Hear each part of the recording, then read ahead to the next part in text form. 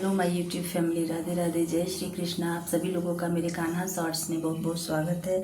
तो आज मैं श्रीमद् भागवत महापुराण का 6वां अध्याय कहने जा रही हूँ। प्लीज़ आप लोग ज़रूर देखिएगा और मुझे सपोर्ट करिएगा प्लीज़। राधे राधे। तो कथा प्रारंभ करते हैं। अथ षष्ठोऽध्याय। नारद जी के पूर्व चरित्र का शेष भाग। श्री सूत जी कहते हैं, शौनक जी देवर्षि नारद के जन्म और साधना की बात सुनकर सत्यवती नंदन भगवान श्री व्यास जी ने उनसे फिर यह प्रश्न किया। श्री व्यास जी ने पूछा, नारद जी, जब आपको ज्ञानोपदेश करने वाले महात्मागण चले गए तब आपने क्या किया? उस समय तो आपकी अवस्था बहुत छोटी थी। स्वयंभू आपकी शेष आयु किस प्रकार व्यतीत हुई और मृत्यु के समय आपने किस विधि से अपने शरीर का परित्याग किया? देवर्षि काल तो सभी वस्तुओं को नष्ट कर देता है, उसने आपकी इस पूर्व कल्प की स्मृति का कैसे नाश नहीं किया? श्री नारद जी ने कहा, मुझे ज्ञानोपदेश करने वाले महात्मागण जब चले गए तब मैंने इस प्रकार अपना जीवन व्यतीत किया। यद्यपि उस समय मेरी अवस्था बहुत छोटी थी, मैं आपकी माँ का इकलौता लड़का था।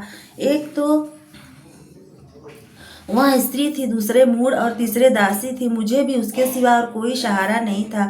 उसने अपने को मेरे स्नेह पास से जकड़ रखा था। वह मेरे योगक्षेम की चिंता तो बहुत करती थी, परंतु पराधीन होने के कारण कुछ कर नहीं पाती थी। जैसे कठपुतली नाचने वाले की इच्छा के अनुसार ही नाचती है, वैसे ही यह सारा संसार ईश्वर के अधीन है।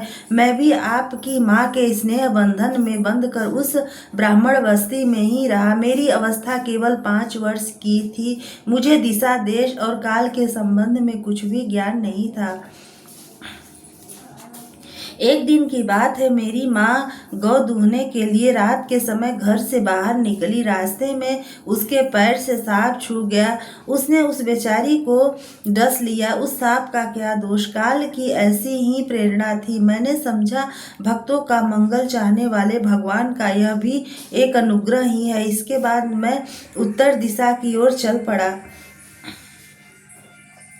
उस समय मार्ग में मुझे अनेकों धन धान्य से संपन्न देश, नगर, गांव, अहीरों की चलती फिरती बस्तियां, खाने, खेड़े, नदी और पर्वतों के तटवर्ती पड़ाव, वाटिकाएं, वन, उपवन और रंग बिरंगी धातुओं से युक्त विचित्र पर्वत दिखाई पड़े। कहीं कहीं जंगली वृक्ष थे जिनकी बड़ी बड़ी शाखाएं हाथियों ने तोड़ डाली थी। शीतल जल से भरे हुए जलाशय थे, उनमें देवताओं के काम में आने वाले कमल थे। उन पर पक्षी तरह तरह की बोली बोल रहे थे और भौरे मंडरा रहे थे।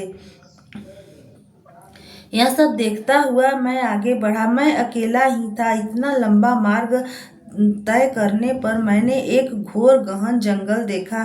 उसमें नरकट, बांस, सेंठा, कूस, कीचड़ आदि खड़े थे।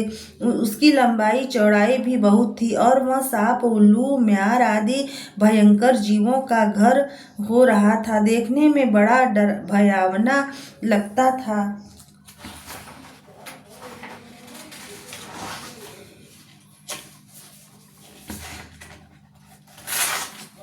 चलते चलते मेरा शरीर और इंद्रियां शिथिल हो गई। मुझे बड़े जोर से प्यास लगी। भूखा तो था ही। वहां एक नदी मिली। उसके कुंड में मैंने स्नान, जलपान और आचमन किया। इसमें मेरी थकावट मिट गई।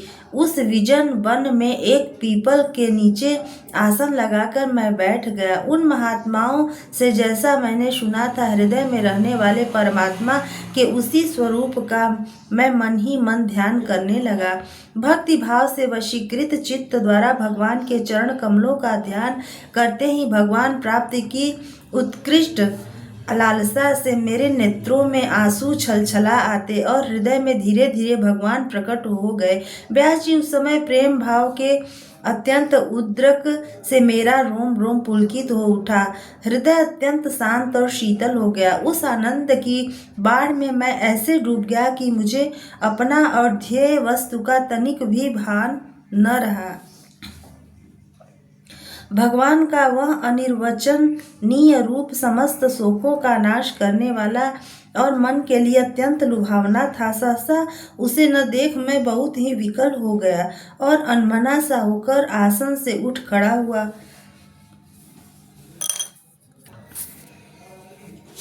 मैंने उस स्वरूप का दर्शन फिर करना चाहा, किंतु मन को हृदय में समाहित करके बार बार दर्शन की चेष्टा करने पर भी मैं उसे देख नहीं सका। मैं अतृप्त के समान आतुर हो उठा। इस प्रकार निर्जन वन में मुझे प्रयत्न करते देख स्वयं भगवान ने, जो वाणी के विषय नहीं है, बड़ी गंभीर और मधुर वाणी से मेरे शोक को शांत करते हुए से कहा, खेद है कि इस जन्म में तुम मेरा दर्शन नहीं कर सकोगे। जिसकी वासनाएं पूर्णतया शांत नहीं हो गई हैं, उन अधकचरे योगियों को मेरा दर्शन अत्यंत दुर्लभ है। निष्पाप बालक, तुम्हारे हृदय में मुझे प्राप्त करने की लालसा जागृत करने के लिए ही मैंने एक बार तुम्हें अपने रूप की झलक दिखाई है। मुझे प्राप्त करने की आकांक्षा से युक्त साधक धीरे धीरे हृदय की संपूर्ण वासनाओं का भली भांति त्याग कर देता है। अल्पकालीन संत सेवा से ही तुम्हारी चित्तवृत्ति मुझ में स्थिर हो गई है। अब तुम इस प्रकृति मलिन शरीर को छोड़कर मेरे पार्षद हो जाओगे। मुझे प्राप्त करने का तुम्हारा यह दृढ़ निश्चय कभी किसी प्रकार नहीं टूटेगा। समस्त सृष्टि का प्रलय हो जाने पर भी मेरी कृपा से तुम्हें मेरी स्मृति बनी रहेगी। आकाश के समान अव्यक्त सर्वशक्तिमान महान परमात्मा इतना कहकर चुप हो रहे। उनकी इस कृपा का अनुभव करके मैंने उन श्रेष्ठों से भी श्रेष्ठतर भगवान को सिर झुकाकर प्रणाम किया। तभी से मैं लज्जा संकोच छोड़कर भगवान के अत्यंत रहस्यमय और मंगलमय मधुर नामों और लीलाओं का कीर्तन और स्मरण करने लगा। स्पृहा और मद मत्सर मेरे हृदय से पहले ही निवृत्त हो चुके थे। अब मैं आनंद से काल की प्रतीक्षा करता हुआ पृथ्वी पर विचरने लगा। व्यास जी, इस प्रकार भगवान की कृपा से मेरा हृदय शुद्ध हो गया, आसक्ति मिट गई और मैं श्री कृष्ण परायण हो गया। कुछ समय बाद जैसे एकाएक बिजली कौंध जाती है, वैसे ही अपने समय पर मेरी मृत्यु आ गई। मुझे शुद्ध भगवत पार्षद शरीर प्राप्त करने का अवसर आने पर प्रारंभ कर्म समाप्त हो जाने के कारण पंच भौतिक शरीर नष्ट हो गया। कल्प के अंत में जिस समय भगवान नारायण एकार्णव के जल से शयन करते हैं, उस समय उनके हृदय में शयन करने की इच्छा से इस सारी सृष्टि को समेटकर ब्रह्मा जी जब प्रवेश करने लगे, तब उनके श्वास के साथ मैं भी उनके हृदय में प्रवेश कर गया। 1 सहस्त्र चतुर्युगी बीत जाने पर जब ब्रह्मा जगे और उन्होंने सृष्टि करने की इच्छा की, तब उनकी इंद्रियों से मरीचि आदि ऋषियों के साथ मैं भी प्रकट हो गया। तभी से मैं भगवान की कृपा से वैकुंठादि में और तीनों लोकों में बाहर और भीतर बिना रोक टोक विचरण किया करता हूँ। मेरे जीवन का व्रत भगवत जन अखंड रूप से चलता रहता है। भगवान की दी हुई ईश्वर ब्रह्म से विभूषित वीणा पर तान छोड़कर मैं उनकी लीलाओं का गान करता हुआ सारे संसार में विचरता हूँ। जब मैं उनकी लीलाओं का गान करने लगता हूँ, तब वे प्रभु जिनके चरण कमल समस्त तीर्थों के उद्गम स्थान है और जिनका यशोगान मुझे बहुत ही प्रिय लगता है, बुलाए हुए की भांति तुरंत मेरे हृदय में आकर दर्शन दे देते हैं। जिन लोगों का चित्त निरंतर विषय भोगों की कामना से आतुर हो रहा है, उनके लिए भगवान की लीलाओं का कीर्तन संसार सागर से पार जाने का जहाज है। यह मेरा अपना अनुभव है। काम और लोभ की चोट से बार बार घायल हुआ हृदय श्री कृष्ण सेवा से जैसी प्रत्यक्ष शांति का अनुभव करता है, यम नियम आदि योग मार्गों से वैसी शांति नहीं मिल सकती। व्यास जी, आप निष्पाप है। आपने मुझसे जो कुछ पूछा था वह सब अपने जन्म और साधना का रहस्य तथा आपकी आत्मसंतुष्टि का आत्मतुष्टि का उपाय मैंने बतला दिया। श्री सूत जी कहते हैं, सौनकादि ऋषियों देवर्षि नारद ने व्यास जी से इस प्रकार कहकर जाने की अनुमति ली और बीड़ा बजाते हुए स्वच्छंद विचरण करने के लिए वे चल पड़े। आहा, ये देवर्षि नारद धन्य है, क्योंकि ये सारंग पाणी भगवान की कीर्ति को अपनी बीड़ा पर गा गा कर स्वयं तो आनंद मग्न होते ही हैं, साथ ही इस त्रितापत जगत को भी आनंदित करते रहते हैं। इति श्रीमद्भागवते महापुराणे पारमहंस्यां संहितायां प्रथम स्कंदे व्यास नारद संवादे षष्ठोऽध्यायः। श्री कृष्ण गोविंद हरे मुरारे, हे नाथ नारायण वासुदेव।